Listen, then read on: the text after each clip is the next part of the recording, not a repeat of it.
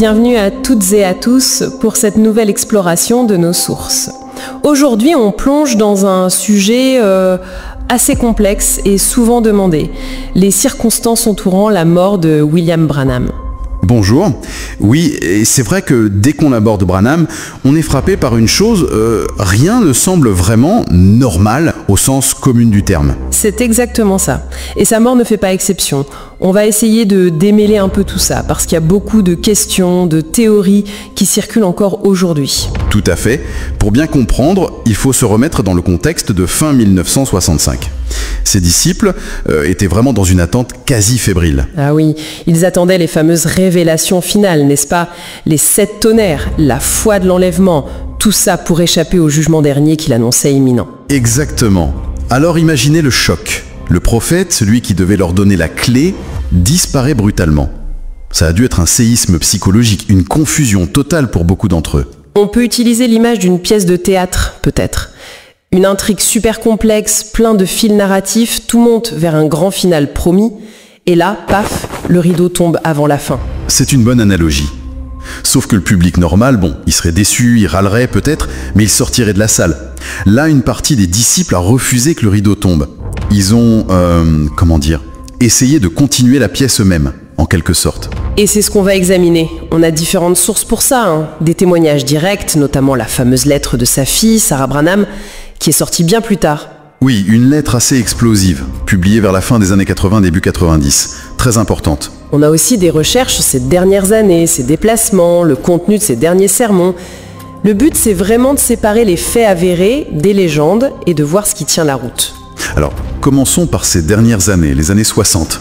Branham avait un itinéraire assez rodé en Amérique du Nord. Il bougeait beaucoup, principalement en voiture. Quel était son parcours type ?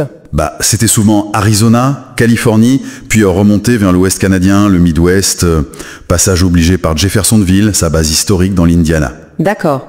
Ensuite, les Carolines, Shreveport, en Louisiane, le Texas, et retour en Arizona. Un grand cercle, quoi. Et à l'international ?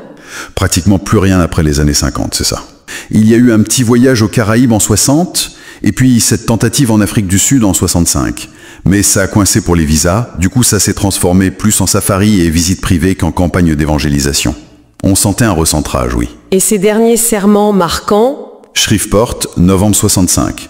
C'est là qu'il prêche ce truc bizarre sur l'écureuil démon. Ah oui, j'ai lu ça. Assez étrange. Carrément. Après ça, des services plus mineurs au Texas, Arizona, Californie du Sud. Et le tout dernier, c'était le 12 décembre 65, à Tucson, chez Perry Green, un pasteur très proche, sur la communion. Et c'est là aussi, à Tucson, qu'il y avait ce système de diffusion un peu étonnant, non ? Le branchement téléphonique avec la télé. Oui, mis en place par Perry Green. Alors, nous avons un système qui nous permet d'être reliés par le téléphone, ce qui a été une grande bénédiction. Et d'après ce que nous dit notre bon ami, frère Perry Green, maintenant, il y aurait un petit machin qu'on peut brancher sur votre téléviseur. Et avec ça, ce sera non seulement transmis par le téléphone, mais ce sera aussi télévisé directement dans votre téléviseur.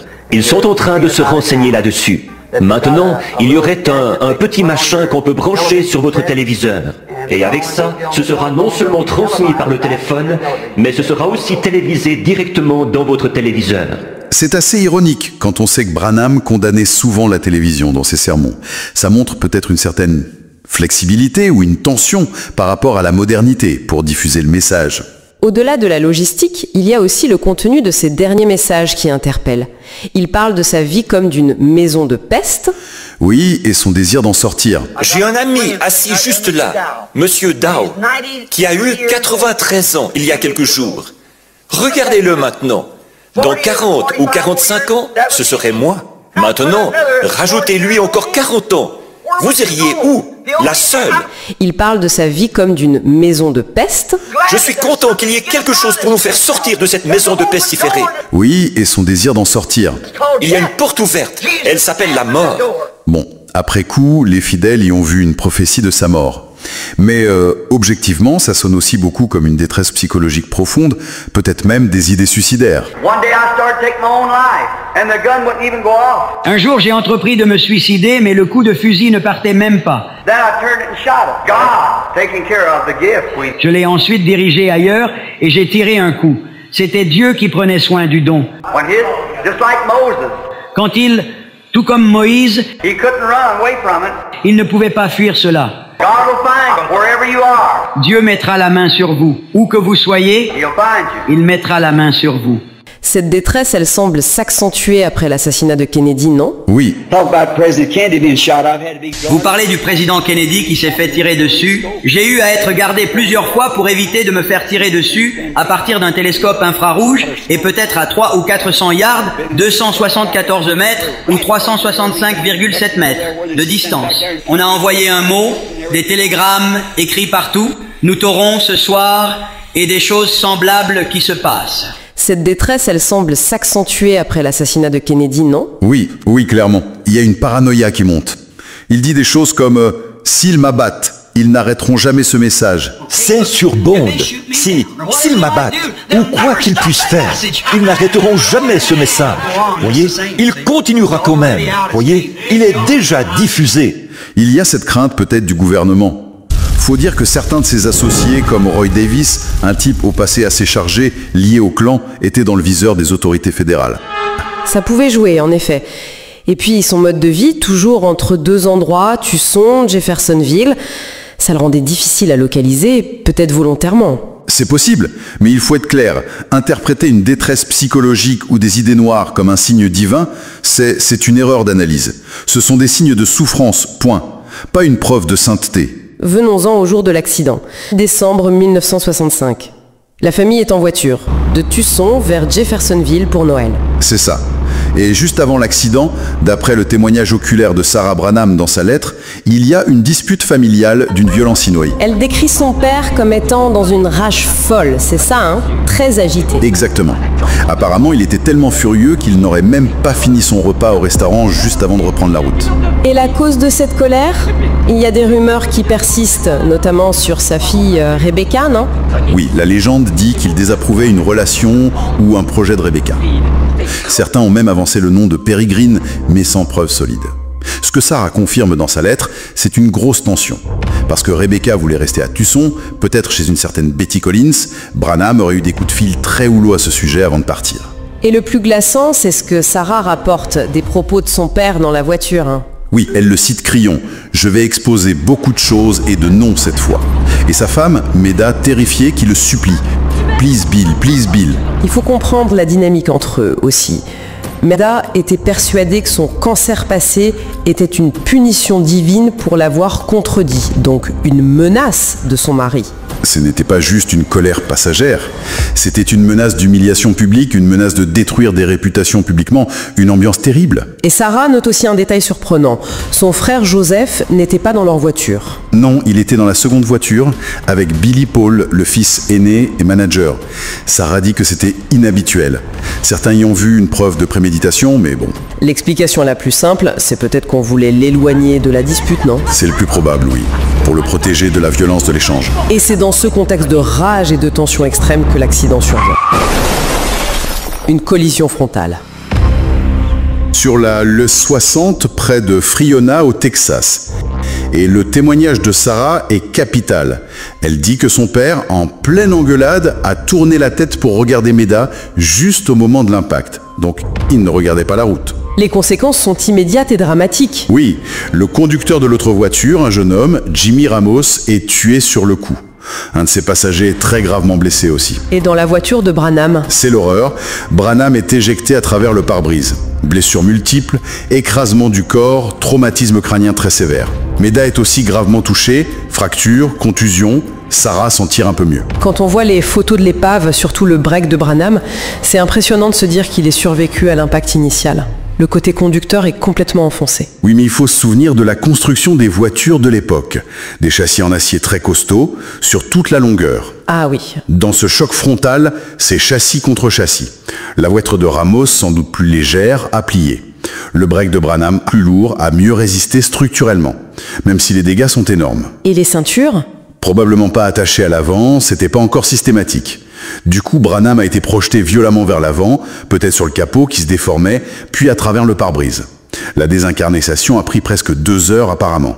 C'est là que les faits commencent à se mélanger sérieusement avec les légendes, j'imagine. Exactement. La première grande légende, c'est celle de Méda ressuscité sur place. Racontez-nous ça. L'histoire qui a circulé, c'est que Branham, mourant lui-même, aurait rampé jusqu'à Méda, inconsciente, posé sa main sur elle, et hop, elle serait revenue à la vie.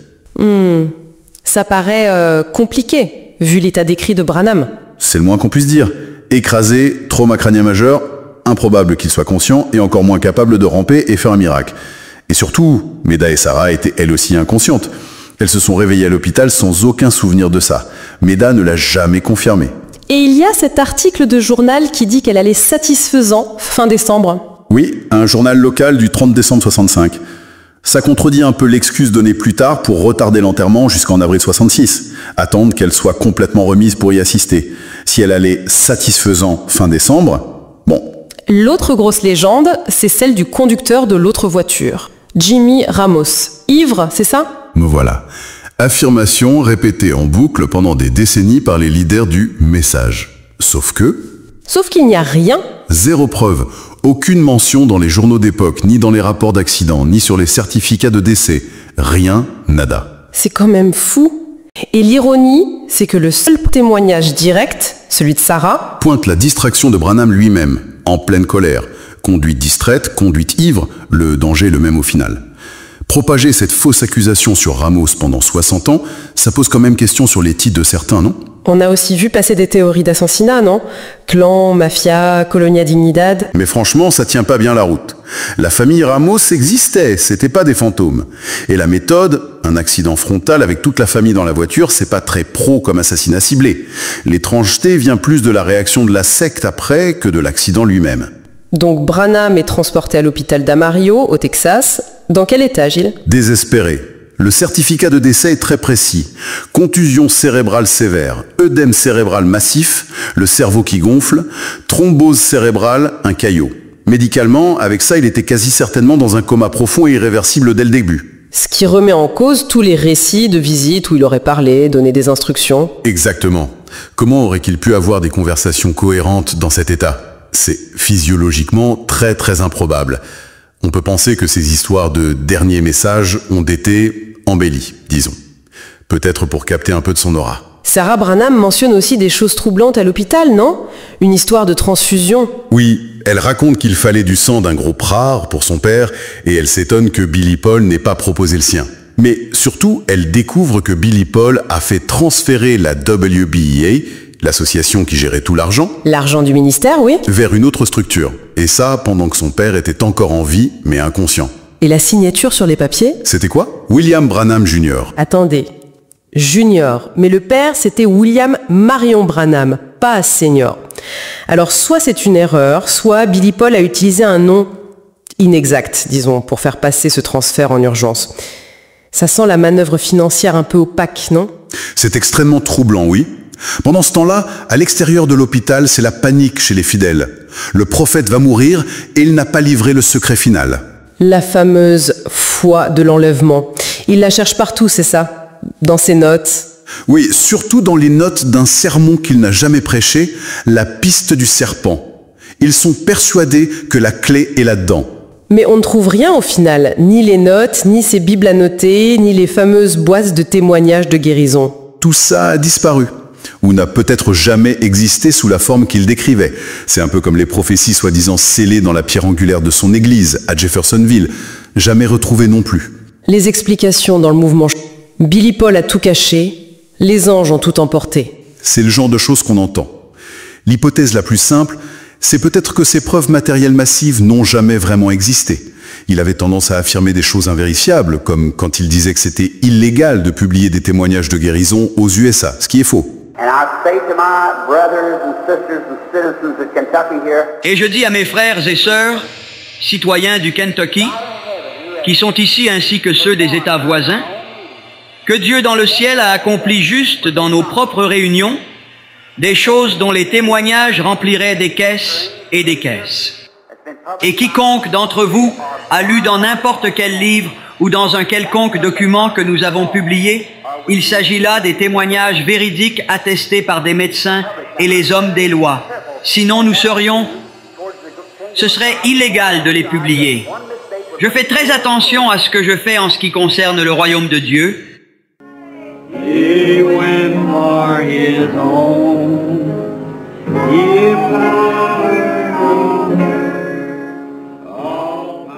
Sa mort, c'est un choc terrible pour les disciples. Deuil, confusion et peur. Oui, une peur intense. On le voit dans les témoignages, comme celui de Déborah Thibodeau, qui parle de ce sentiment que Dieu les avait abandonnés. On le sent aussi dans les éloges funèbres, cette paranoïa. Les ennemis nous entourent. Et lors des funérailles, qui ont lieu bien plus tard, en avril 66, l'ambiance est particulière. Très.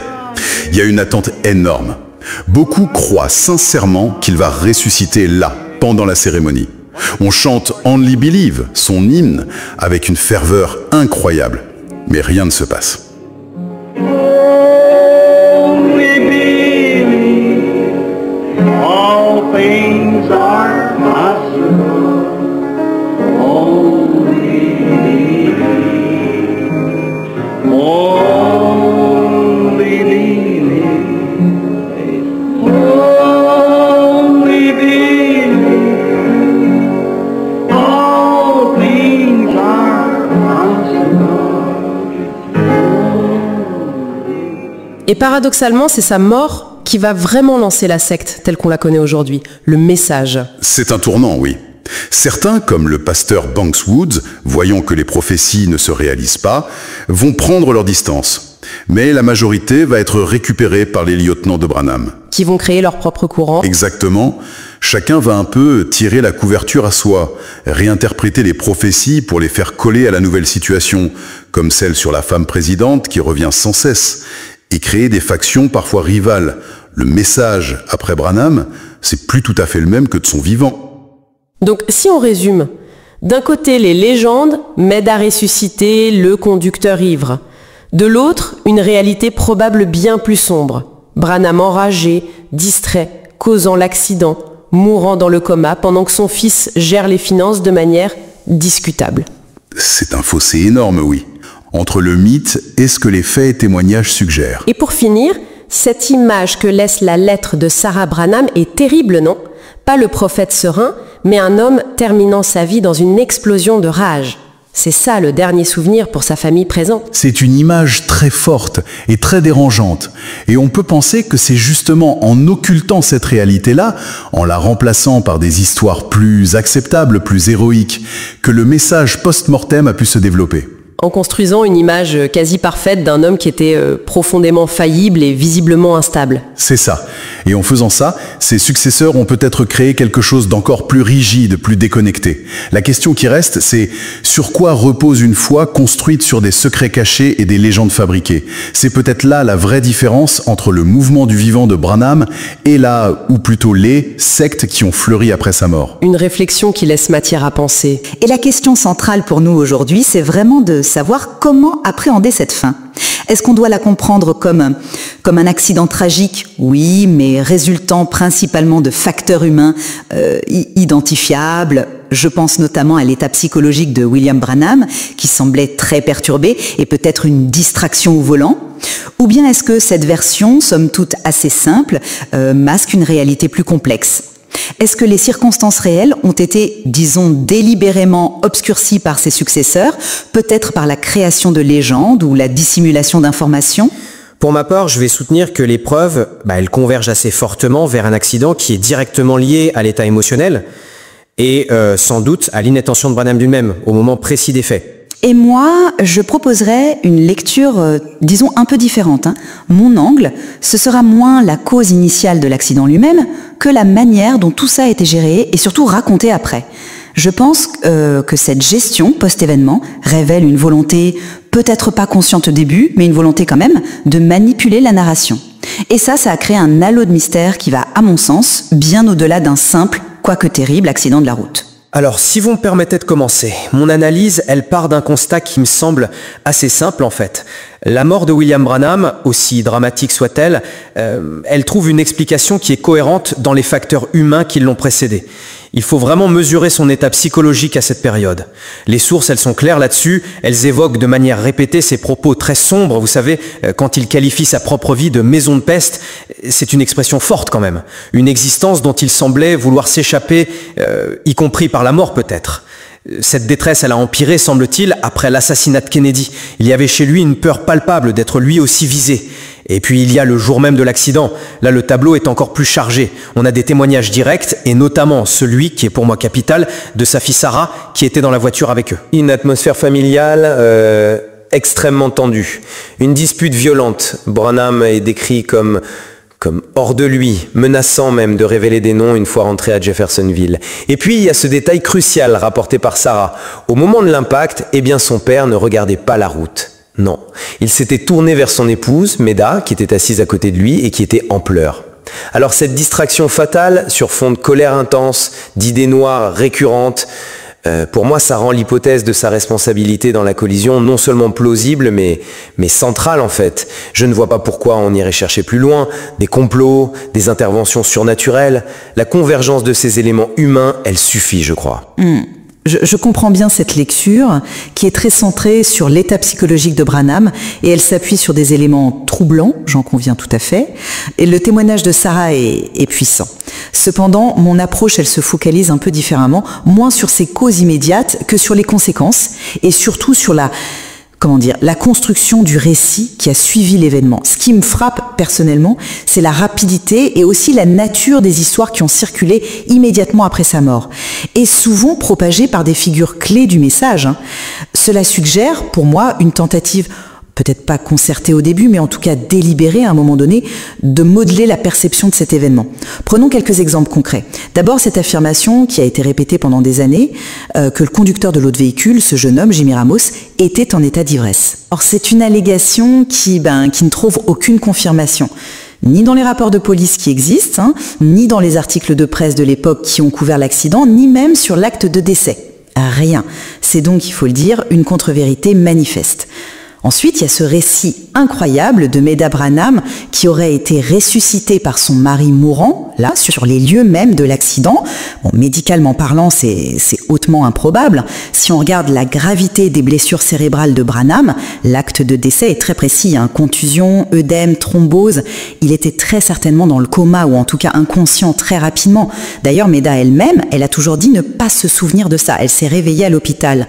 Puis, il y a toutes ces histoires de conversations lucides qu'il aurait eues à l'hôpital, où il aurait délivré ses dernières volontés. Là encore, comment imaginer ça avec un traumatisme crânien aussi sévère?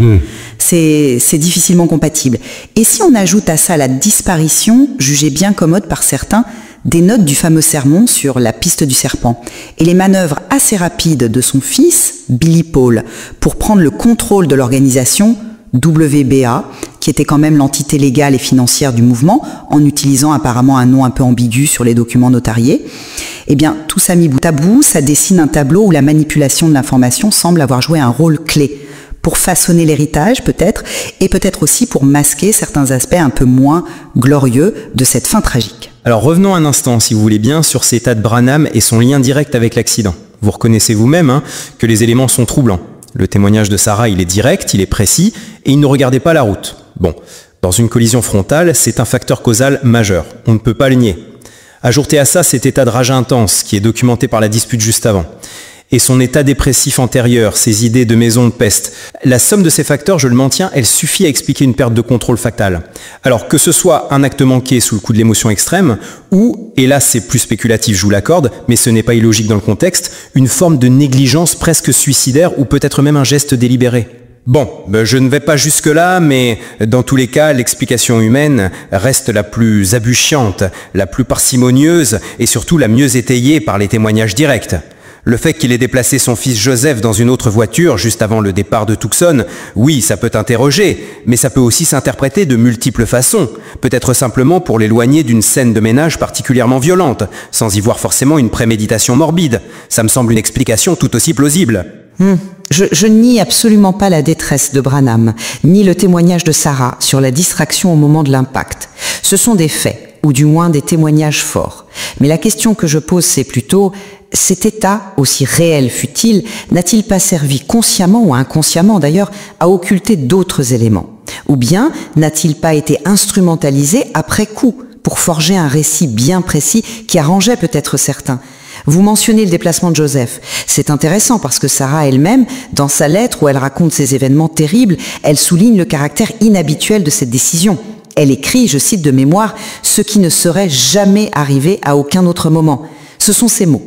Alors sans affirmer qu'il y avait un plan macabre, ça jette quand même une ombre, un doute. Et ce doute prend plus de poids quand on observe la manière dont les faits ont été par la suite activement déformés par l'entourage proche.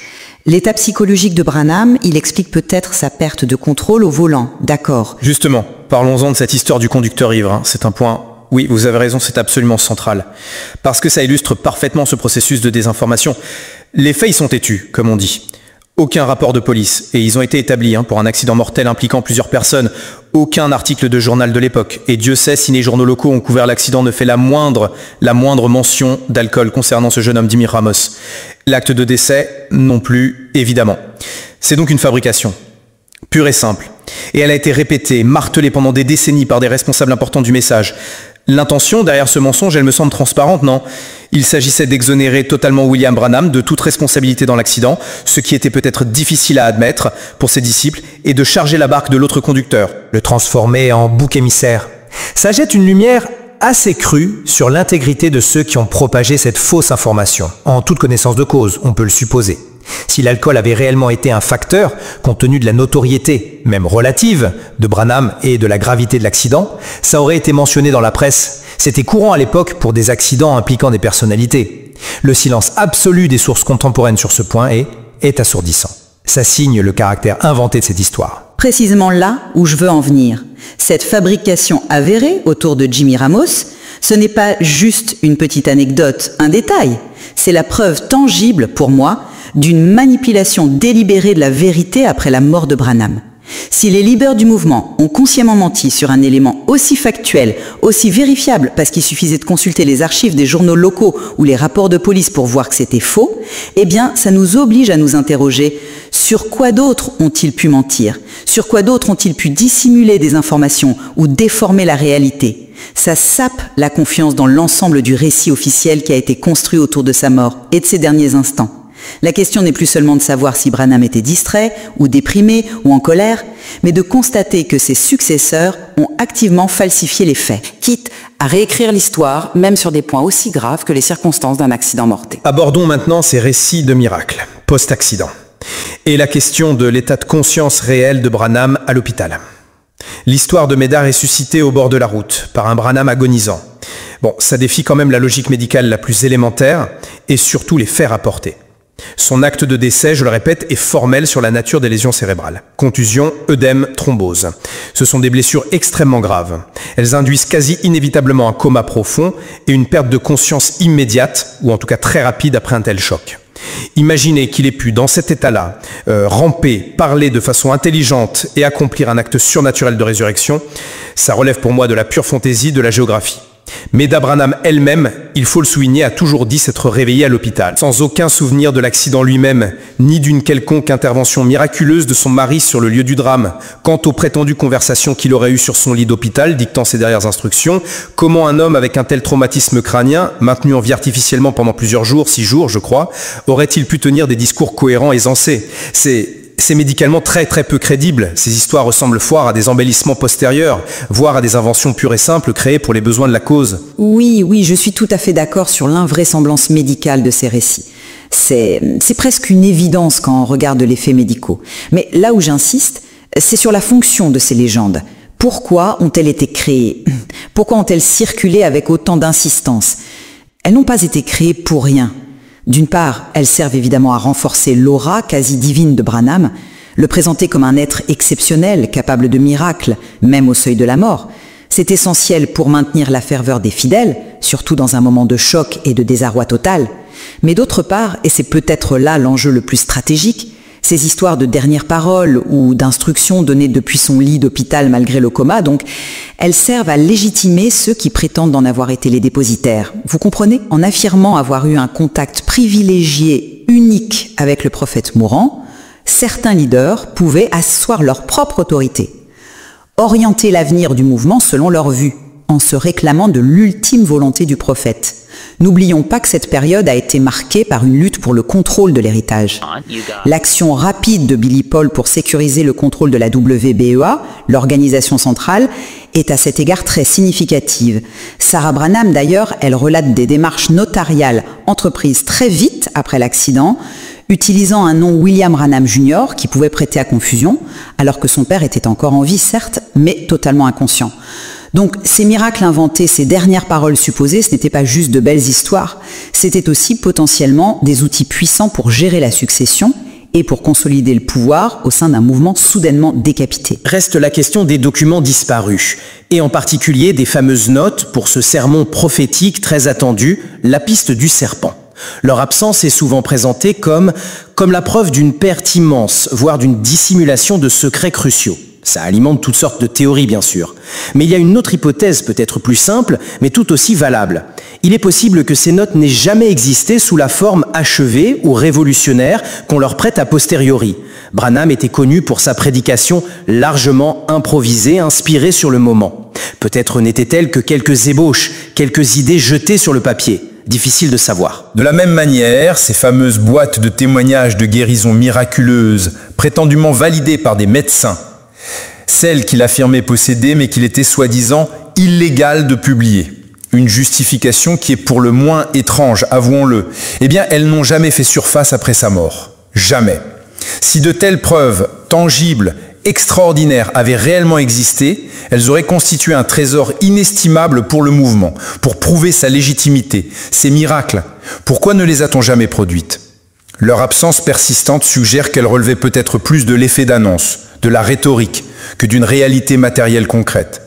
Quant aux théories d'un complot, d'un assassinat, souvent liées à ces craintes post-Kennedy, elles manquent cruellement d'éléments factuels concrets liés à l'accident lui-même. Les accidents conservent toutes les caractéristiques d'une collision routière tragique, certes, mais explicable par des causes immédiates et humaines, vitesse, distraction, peut-être l'état de la route, on ne sait pas tout, mais pas nécessairement un complot.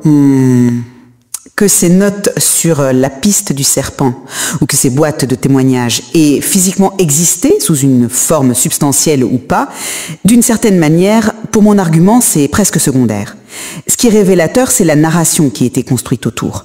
L'affirmation de leur existence d'abord, puis leur disparition mystérieuse ensuite, qu'elles aient été perdues, volées, cachées, ou même, comme certains l'ont prétendu, enlevées par des anges. Peu importe la version, tout cela s'intègre parfaitement, selon moi, dans une logique de contrôle de l'information et de fabrication du mythe.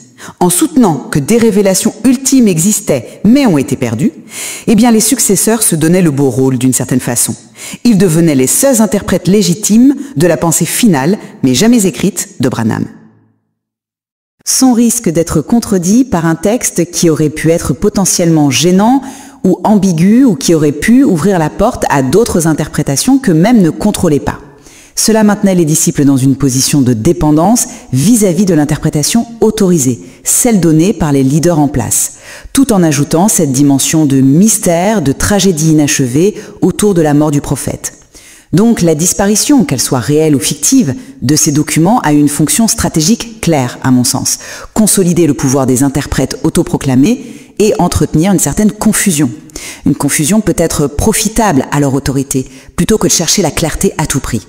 L'analyse qui me semble la plus rigoureuse, et aussi la plus économique en hypothèse extraordinaire, reste celle d'un accident tragique. Un accident directement provoqué par les failles humaines de William Branham ce jour-là. Une colère, apparemment incontrôlée, une distraction fatale au volant, confirmée par un témoin oculaire direct. Le tout sur un terrain psychologique qui était clairement fragilisé par la dépression, peut-être des idées suicidaires.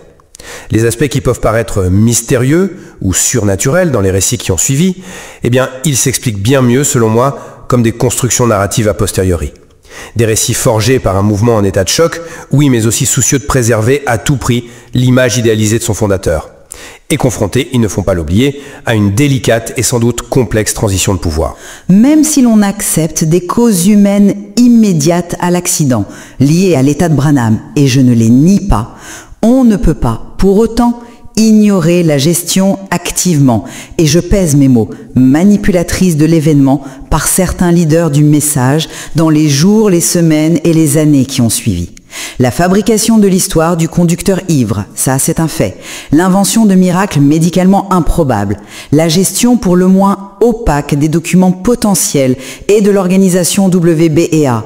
Tout cela forme un faisceau d'indices concordants qui pointent vers une volonté délibérée d'obscurcir les faits réels et de construire une légende dorée, une image sans faille.